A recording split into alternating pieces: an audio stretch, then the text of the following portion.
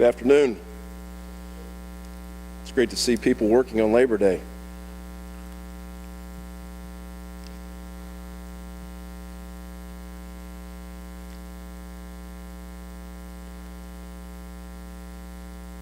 Talk a little bit about Richard Lego's performance. Sure. I thought he made some really good throws and good decisions. I talked to him last night about it. I think there was about 3 to 5 plays in that game that he's got to do a better job of taking care of the ball. And you take those 3 to 5 out, then he played really well, and he was a strength of our offense out there. Running attack this last Thursday playing up. Well, we knew going into it was going to be hard. They supposedly got like 5 probably first-round draft choices up front.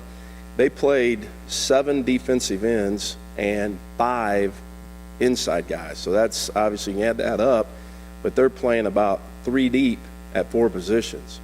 And, we basically had 6 offensive linemen playing. And, that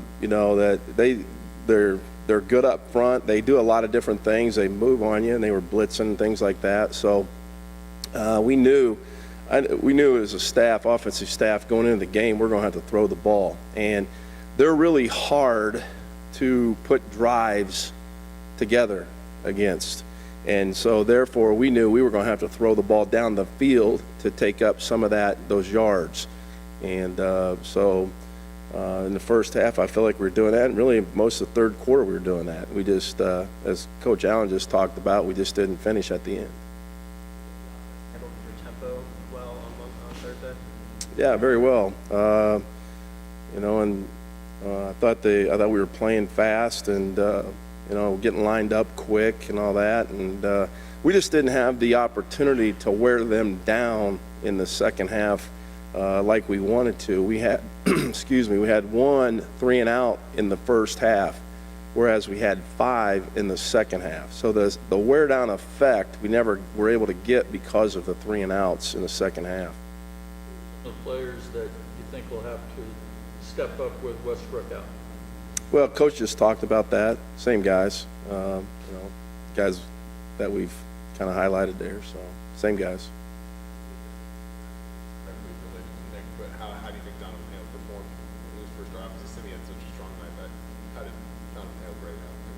He played very well also. Both those guys on the outside played very well and did a really nice job. And, those are guys that have obviously great size and great hands, and they're, they play physical. And so I thought both of them on the outside played very well. How does Luke's role change with Nick going? You talked about how he was talking about how he just wasn't expected to play that much before the end of the I'm sorry, I didn't hear you. Luke was saying that after Nick got hurt, his snap disease was on the field a lot more than he expected to be. How much does his role change going forward? Well, he'll play a lot. He was going to play a lot. I don't know, where he got that idea, but he was going to play a lot, and we were going to use Nick at both inside and outside, so to spell some guys. But Luke was going to play a lot and played very well.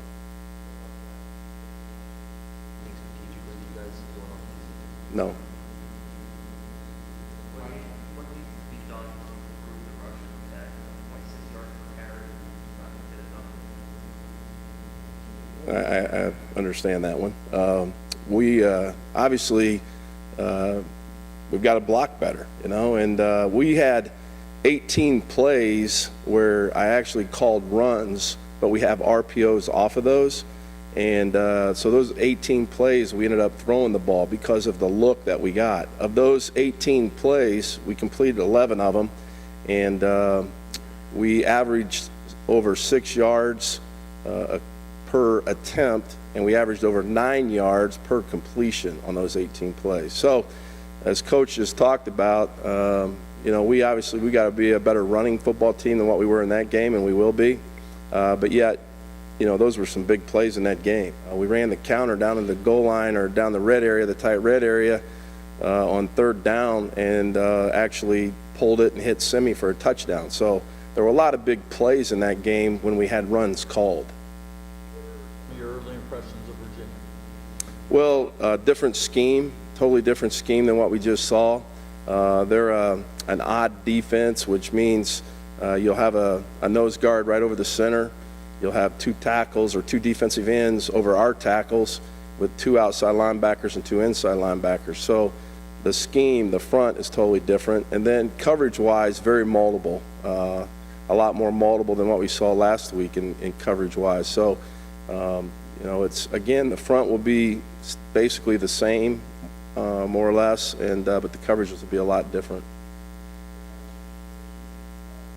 Members against Ohio State as far as member of alignment, how much does it help? I know it's early, you just come back and get Brandon Knight back in the mix and have him and another guy that might be able to run out there. Yeah, he's one of our best offensive linemen. So you know, when he's totally healthy and ready to go, then we'll you know, bring him in, and we'll see how that goes this week, where we are with him. But it just creates more strength for us. Playing that center position, how do you determine, I guess, who was out when, or how do you kind of divvy up the snaps there? How do we change the snaps this week? Who plays when? Well, a lot of it will go back to practice this week, you know, who practices well, and, you know, we'll make another decision just like we did going into this week with it. We knew we were going to play both guys in this game, and, you know, I'm sure, I talked to Harry yesterday, I think it was, or day before, but I said, you know, what was your impression, you know, playing? And he said, Coach, it was so much slower than practice. And that's a positive win. You know, you want it to slow down for kids when it gets into game time. You want them to know what they're doing so they can line up and go do it. And that's, you know, that's what his impression was, that the game was slower than practice. So I thought that was good on his part. Well, I don't have any freshman offensive linemen I've been around that have played in there, but no, not normally. Harry's a guy, you get to know him, he's quiet, doesn't talk a lot. In fact, sometimes we got to get him to talk and give calls up front a little bit more so, you know. But he's confident, you know, he's a confident player, but yet very quiet, and you know, I thought he played well for a freshman going in there against that defense. How do you feel about the play of your guys that are tight end and Ian? Ian, you know, I thought played really well in the passing game. The touchdown there that he made, the catch was, you know, really impressive. You know, he had 5 total catches, and he's got to do better in the running game part of it, just using his hands a little bit. And we thought basically our offensive line and tight ends, everybody up front needed to use their hands a little bit better. So we got to improve that in our run game. And then Ryan Watercutter went in and had 12 snaps. And those were in the critical part of the game, you know, and he really played well. When we were running the ball, his guy didn't make the tackle, and then that one catch he made when the ball got tipped was, you know, I mean, a great catch. When you're going away from it and the ball's down low, I mean, that catch is not usually made. So thought he did a really good job. Mike, how about Caleb Jones?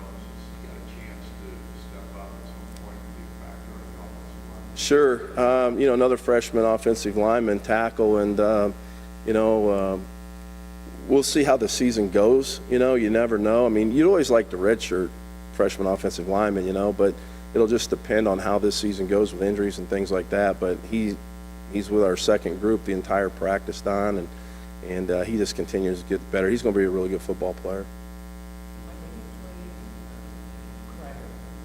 Against that defense, first game as a freshman, I don't want to say it's unfair, but it's still, did you have to pause before you said you really want to have him for this first game?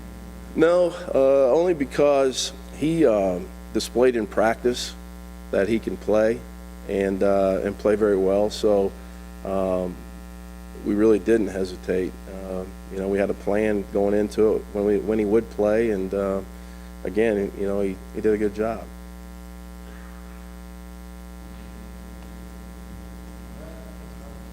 Thank you.